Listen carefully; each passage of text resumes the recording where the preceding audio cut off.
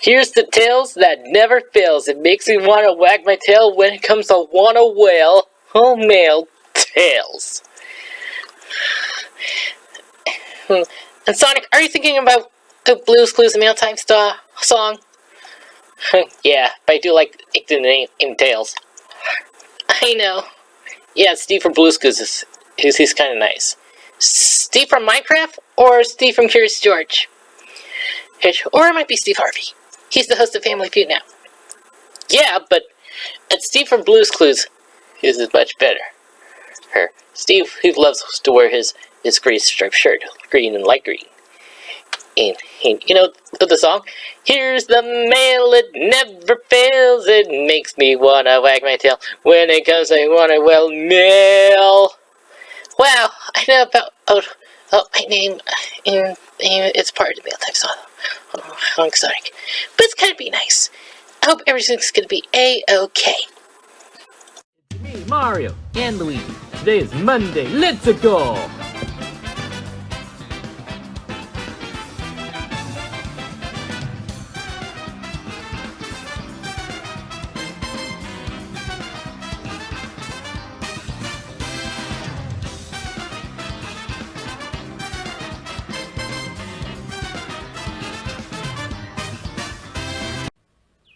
On May 12, 2023, Nintendo released The Legend of Zelda Tears of the Kingdom. I still haven't forgiven them. Just over a year ago, I started working on a video essay about Breath of the Wild. Dang. I know, it's never been done.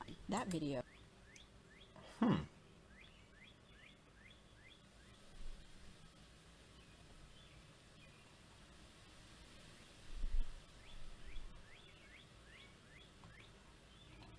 Oh yeah, this is gonna be good. somewhere between a retrospective and a love letter, never got made. And while it's still 3 hours. I didn't look at the length of the video as some wall to cross. As I watched her video, I felt nothing more than every moment of my opinion that at times was not understood by others, being finally explained in a way that I wish I too could elaborate more. Skitty bitty, I just wanted to say that I completely agree with your opinion and care for the game known as The Legend of Zelda Tears of the Kingdom. This game has had me feel so many different emotions while playing, and I think I can say that you nailed absolutely every single one in your explanation of the game. I don't want to be that guy who just glazes or just says, "So true," and then just moves on. I really was moved by your video so much so that I wanted to take the time to make my thoughts on your video. For how long you worked on your video, I get it. I really do. It takes a lot of work to edit something of that caliber, and I wanted to make it known that I can't explain things that well. I may have like a million different thoughts in ways I want to tell someone something that I'm really passionate about, but I just have so much that the conversation either has things that are left out or too much that is explained. I can safely say that it really helped me reinforce what I've been trying to hope from this game and tell people even before the game came out, and even now. Tears of the Kingdom came out in 2023. For me, that seems way younger than I remember, but this game, like I've said before, made me feel so many things. Some good, some hopeful, but a lot disappointed. I don't want to make a whole hour-long video because Skitty Bitty already did the entire job, as well as Zeltic, but I just want to make this video not only to glaze her video, but to further prove my point that I've had from the very beginning. This game is not at all what it should have been. We were not only promised so much from the start, but then we were swindled from the game we could have gotten, and the price of said game, which we thought was going to be another game of the year. And not only that, but one of the most memorable Zelda games for us Zelda fans of all time. I guess you could say memorable, just not in the way that we hoped. I want to explain to you my experience and my point on what we were swindled with from this game. The very moment I lost touch with the game. Make no mistake, as Skitty Bitty said it, I wanted to love this game. I wanted to absolutely adore it. And even when people saw the trailer and said, it's gonna be bad because it's gonna be reused, I understood the perspective, like I kind of agreed with them, but I really decided to defend the game. I told them so many times that this shouldn't be a concern because not only did we get a great collaboration from Age of Calamity, which I have my own thoughts of on that game too, but overall, I thought it was great. We shouldn't base our thoughts on the recycling. I need that story. That's really all I came here to find. And then I played the game, Which, well, we all can imagine how that went. As you start Tears, you are booted into the underground of Hyrule Castle with Zelda. As Link and Zelda explore the area, we see them find hieroglyphs and ancient lore on the Zonai, a society which was teased very liminally, but perfect for a sequel to Breath of the Wild. Once Link and Zelda find Ganondorf mentioned the name Rauru. Immediately, my mind was racing. Oh my gosh, it's an Ocarina of Time reference. I thought with every fiber of my being, we are so back. No, they didn't. No, they didn't. And, no, they didn't. See, when I saw that the Don from the trailer wasn't in the beginning, I was pretty concerned because I really wanted to see how amazing the story would have been if they kept that in. Especially for how massive they teased the underground area underneath Hyrule Castle. But I overlooked it. I just wanted to push my concerns away and continue loving the game. Then we move on to when Link wakes up. Link wakes up in the new area, reminiscent to the Shrine of Resurrection from Breath of the Wild. At this point, I was excited for the fact that I got to see the cutscene from the second trailer for the game, but once Link hears Raru's voice, I started to get let down on the fact that this wasn't the Rauru that we all came to love and adore. Nevertheless, I kept freaking going, determined to get what I came here to do. To play Zelda. I get the Purah pad. Oh, another Sheikah slate. I mean, okay. That makes sense. Yeah. I move on to the Temple of Time 2. Huh? Wait a minute. How many Temple of Times are there? I genuinely was started to get agitated with the lore here. Oh, you just wait, Future Legends Network. You just freaking wait. We get to the temple now, and once I saw Rauru in person, I just knew. This game is not what I expected. Why is a goat furry thing claimed to be Rauru? And then, he says the words, guys. Of course. Why not visit the shrines on this island? Shrines? What? Now, see, I wasn't as mad as I was then, because I saw shrines in the second trailer and still gave it the benefit of the doubt. I really came here for the story, so some more shrines shouldn't scare me. After all, what's the worst that could happen? So even with that major red flag of what this game was trying to tell me it was, I kept going. Now after the trial of the Plateau 2, I got to the cutscene with Link and Zelda in the Secret Stone. I actually thought that cutscene was very nice. I really enjoyed that part. But once it was over, we jump from Plateau 2.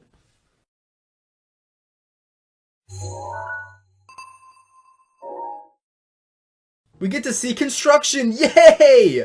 I thought this was such a big improvement. Seeing the underground secret base camp was so neat. I talked with Purah, did the meet with the captain and Hyrule bit, and what I have to say for that is exactly what Skitty Bitty said about it. It just feels empty. Like all of the intimidation is gone. The pivotal plot point and most amazing and climactic part was just like patted on the back. Almost like an omen to the first game, which I guess? It just felt so unsatisfying. Anyway, what Zelda is looking at us? Whoa! What does this mean? Purah tasked Link with going to the 4 regions in order to help and see if these disturbances have anything to do with the quote-unquote upheaval. After this, I got some gear. My goat, the Hylian tunic. Yes, sir. And I went into a cave. Saw the neat addition of the Horriblins. Completed that. What the heck is a Bulba frog? What the heck is that? Immediately, I see a giant chasm in the ground. I talked with a guy who talks about the depths. Whoa. Whoa, dude! That's sick! I talked with Purah's, niece? Joshua! Yes, Joshua. She's cool. She told me about the depths. Purah and her instructed Link to go find Robbie, who was in the depths. They said that he was down there for research, and we were tasked with searching for him and making sure he was okay. Ooh, bet! A rescue mission sounds amazing right now.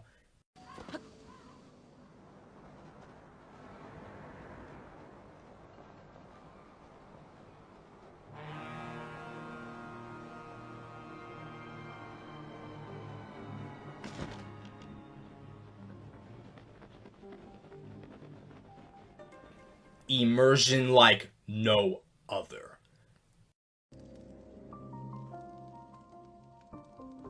Ooh, this is gonna be good! I walk for a while in the dark. I'm super excited. This area is just super hostile and very adventurous. Oh, hey, Robbie. Wait. Robbie? He's just standing there? Alrighty. Then he just seems to be fine, which is cool. He basically says thank you, fade to black. Fading to black is very common in this game, if you all know. And then you go back up to chat with Robbie and Joshua. Then it's the camera quest! Oh, alrighty then. That makes sense. Alright. No, sorry, I just thought... Okay then. I think it would have been better to have been able to save Robbie from monsters or literally anything else. But what do I know? I teleport to the shrine that is right outside of the main giant chasm. This, ladies and gentlemen, was the very moment where I lost touch with Tears of the Kingdom. I felt so much dissatisfaction. The best way I can describe it is, you're at lunch in school and you thought it was pizza day, because, you know, who doesn't like pizza day? And then you get slop on your plate. You then ask, hey, are we getting pizza today? And the lunch lady says, we're all out. Like, oh, don't worry, I got you. I'm just gonna sit down then. That's exactly what it felt like. Now for me, this isn't necessarily the worst part. Of course, I could go on a rant about this game, but when I tell you that Skitty Bitty explained my perspective on the game perfectly, I'm not lying. I move on in the game, fast forward to Link talking with Impa on a hot air balloon. Once she said, go to the Forgotten Temple, me and my brother both looked at each other in the most excited look possible. It felt like we won the lottery. I wish I was kidding. For those who don't know, me and my brother are like the biggest Skyward Sword fans on the face of the planet. And for me, Skyward Sword is actually my favorite game of all time. And if you guys want a video on that, then just please let me know. Anyway, I immediately made an exodus to the Forgotten Temple. Once I made it, the goddess statue was toppled over. We were concerned. Whoa! What could this mean? We looked behind it. Is that a secret room? Oh my gosh. More Skyward Sword references. Yes! And then... yeah. For those who guessed it's a hub for finding the off-brand Breath of the Wild memories, then my goodness, what a guess. You get a cookie. The only way I could explain is that it was the biggest slap in the face for the old Zelda material. We both were so defeated. And for me, the game brought back hope. Just to immediately shoot it out of the sky. I explored the depths in that region, wanting so many answers I searched far and wide, going way past where my level told me I was supposed to be. I made it underground in the depths to the exact spot where the Forgotten Temple was. My brother wanted to see if Sky Keep was respected in the game. However, we learned that there was a Poe statue. What's a Poe statue? And nothing but rocks. To us, it felt like nothing more than the biggest letdown possible. I mean, I understand why they did it, you know, but it felt so unsatisfying, guys. That was my experience with the beginning of Tears of the Kingdom. I wanted to speak on what we thought we were getting and what we actually got. Obviously, Skitty Bitty explained all of it, but from my perspective, I wanted to add that I really wanted to see Hyrule rebuilt. Like, I really wanted to live in the world if we were going to use the same Hyrule. I can't believe that for 6 years in development, and almost 4 to 8 years of in-game story time, this was all that Hyrule could do to rebuild. I'll go as far as to say that we went backwards. The people that we met, the time that we put into Breath of the Wild was just all for nothing. People barely remember you, and all that you worked for was all just thrown in the trash, it feels like. Now remember when I talked about the beginning of the game? How we were supposed to see Zelda riding the Don Don and Link with her exploring in this massive underground expansion underneath Hyrule Castle? Well, from the 2019 first Tears of the Kingdom trailer, we only had... we got one. Only one cutscene that stayed from that trailer. Now, this isn't my main point. Absolutely, things can change when producing something of this game's criteria. My complaint, however, is instead of changing things for the better, they changed them to be almost the bare minimum. I wanted to bond with Zelda more in the beginning of the game, ride this new animal and explore, set up camp, rest, explore, and overall set Ganondorf's entrance up. Another thing, I just want to get this out of the way real quick. Why in every advertisement for this game is Link's hood on and down, but in the game he technically never has that as a main fashion choice until it is up to the player to put it on? Why have him look absolutely perfect in his wild design with that added feature just to have him not wear the thing that you guys hinted to be in the main story? Sorry, little rant there. I just wanted to make that known. When we all saw what we thought we were getting, we all collectively agreed this game was going to surpass Breath of the Wild in every right. Okay, well, of course, we were hesitant. A lot of us were like, no. Some of us were like, yes. But it all showed to be extremely reassuring. What they hinted with authentic dungeons, I won't forgive them for taking away the hint of the massive dungeon entrance just to never use it. If I'm wrong, then please let me know in the comments, but I've never seen this structure in the game at all. I always joke about this, but I genuinely mean it now 100%. If there's an amazing looking Zelda game trailer that comes out with amazing cutscenes, then I'm just gonna say it's a memory and move on. Both Tears of the Kingdom and Breath of the Wild's trailers made me think that we would actually be playing in those moments displayed in the memories. Imagine how amazing that would be. I definitely could.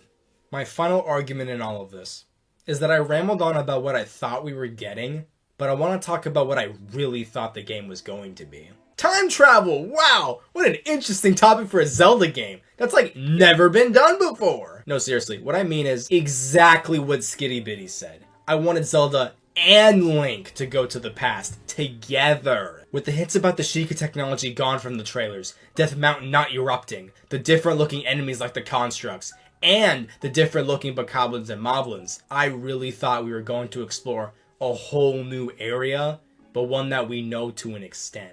New content, new enemies, new plots, and finally, an explanation to the Zonai that won't make me question my sanity. New material, but in a world that we could be familiar with and not just the same recycled content. There was definitely a way to avoid these problems in my opinion. I understand that I'm not a game designer, and it's such a tough job, and I really commemorate them for making Tears the way that they did, especially with that amazing physics engine. But for the story, for the way that they did the things that they did in that direction, I'm really disappointed, and I know for a certainty that I'm not alone.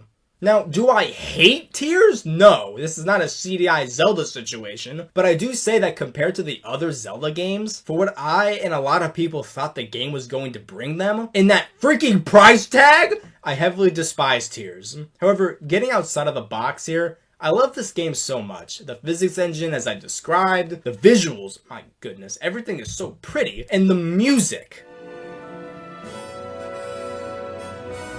Link.